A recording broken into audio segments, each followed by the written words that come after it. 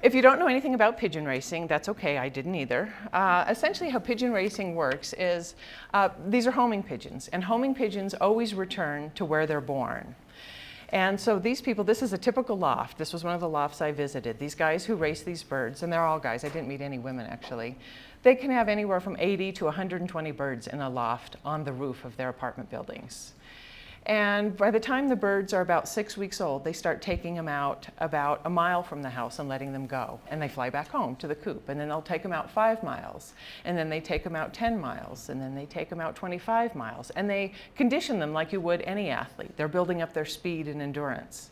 So that by the time racing season starts, which is about when they're about 6 months old, they can enter them in races that are 400 miles long. And these races come with purses of $50,000.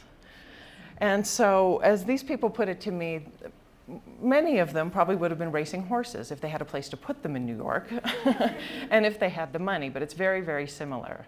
So I went in the winter, learned all about pigeon racing, but I didn't actually go to a race, and they said, you've got to come back to see the birds come home. I mean, then you're going to get it. So I went back in the fall when they had a race, and I did get to see a bird come home, and I got to hold this winning bird. This bird probably won about $1,000.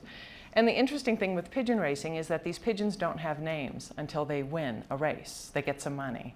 So this one came in about the $1,000 category, and I said, what are you going to name it? And Cecil was his name, the pigeon racer I was with, and he looked at the bird and he looked at me and he said, how about Miss Shari? Which I felt so honored by.